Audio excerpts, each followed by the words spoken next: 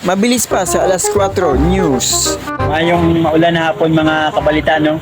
Diri sa Shanghai, naipresohan diri mga kabalita na sunod sa presohan, pwede daw manigarilyo daw kuno. Nakausap na akong isa ka preso diri mga kabalita na ang isa ka presohan daw, private daw at pwede daw magyosi sa sulod. Ato lang sa mga kabalita. Pwede ba nagrilyo sa presuhan? Pwede ba din manigrilyo diya sa sulod? Pwede ko hamaw.